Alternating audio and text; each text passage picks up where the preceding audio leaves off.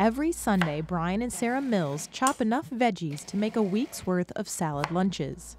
There's no question. What am I going to have for lunch on Thursday? I know I am having a salad for lunch on Thursday, and it's going to be the exact same salad I had last Thursday and the Thursday before that. Salads help the family watch what they eat. They also help them cut back on the food they bring home, but don't eat. By just thinking ahead about our food prep, it makes it so that we have less food waste overall. By carefully planning meals, the family avoids overspending on food that rots before they get a chance to eat it. But even the best laid plans don't always work out. We have 2 kids, they sometimes eat what we put on their plate. Not always. Yeah. After dinner, the scraps pile up in a Tupperware bin on the counter. You see it in a container and it's just wasteful. You see how much you're wasting. It's just kind of gross. Yeah. Gross in a different way than yucky. Yeah. It's gross as in it's grossly wasteful. About 40% of food produced in the United States is wasted. In just one day, Americans throw away enough food to feed the entire Seattle metro area for 2 weeks. Of course, avoiding food waste entirely isn't possible. Some parts of food just aren't edible. But because the Mills live in a Seattle suburb, their food waste doesn't have to be tossed in the garbage. Their kids already know where the food scraps go. We throw in the yard waste.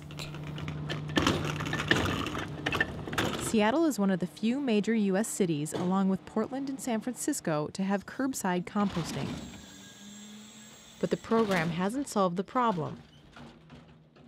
Spend a morning collecting Seattle's trash, and you'll see food, food, and more food. At the South Seattle dump, Dieter Eccles is leading a crew that's analyzing random samples of the city's garbage. The team hand sorts everything into more than 100 different categories. This looks like it's got some more food in it. Measuring exactly what people are throwing out paints a picture of what could have been recycled or composted. The team has done similar studies in most major U.S. cities, and they found that Seattle is at the forefront, diverting 10 times the food waste of the rest of the country. But there's room for improvement. There are still lots of things going in the garbage can that shouldn't be going in there. Food is really the big one that shouldn't be in your garbage can. Even though Seattle has been collecting food scraps for nearly a decade, many residents continue to throw food in the trash. Food!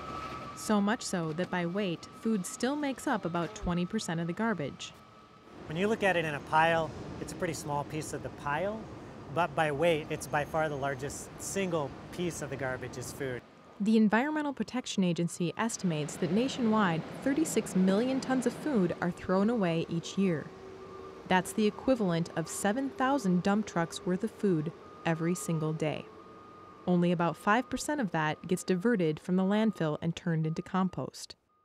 Food waste takes up valuable space in landfills, and once it's there, it releases methane, a greenhouse gas that's 25 times more potent than carbon dioxide. One study estimates that removing food waste from the landfills would be like taking 1 out of every 5 cars off the road. Stephen Banchero is the CEO of Cedar Grove Composting in Western Washington. It's one of the largest operations of its kind in the country. We're handling over 75,000 tons of food waste a year, escalating each year, pulling that directly out of the landfill and making soil out of it. In the United States, topsoil is depleted 10 times faster than it's replaced. It takes hundreds of years to create 1 inch of topsoil naturally. At Cedar Grove, it takes less than 2 months to convert a heap of organic waste into compost. There's always a need for the soil. Food waste composting, the whole intent of it is to make soil that can then be reused. Each day, about 700 tons of organic waste is trucked in, and a fraction of that, about 10 to 15%, is food. The organic matter is run through a grinder and mixed to distribute the nutrient-rich food scraps among the grass clippings and woody debris. It's then stored in piles where microbes set to work. Air movement through the stacks is carefully controlled to speed up the process. As more food scraps arrive at Cedar Grove, they're also seeing an increase in food packaging materials that don't break down. This is straight plastic. A piece of plastic, if it goes through the grinder, that piece of plastic is now 10 small pieces of plastic. They use a variety of methods to sift out small pieces of glass, plastic, and metal, but they're all expensive, and small bits still make it through. You know, you have to pay attention to what you're getting in your container. We don't want half food waste and half plastic. We can't accept plastic. Tim Kroll is the solid waste director for Seattle Public Utilities. On Kroll's watch, the city is recycling 56% of its garbage. That's good, but it's not good enough to meet the target Seattle set for itself by 2016. The rate that we've been going the last 2 years would get us to our 60% recycling goal in about 8 years. We really have to do something different. We can't just, sit out there and root more.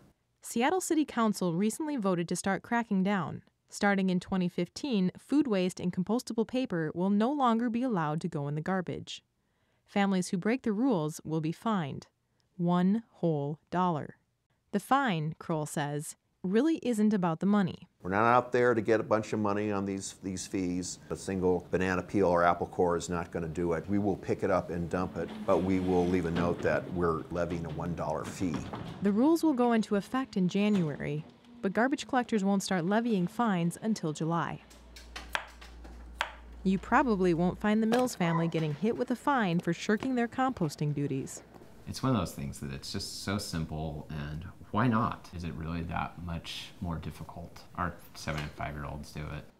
It's not very difficult just to put something in a bin.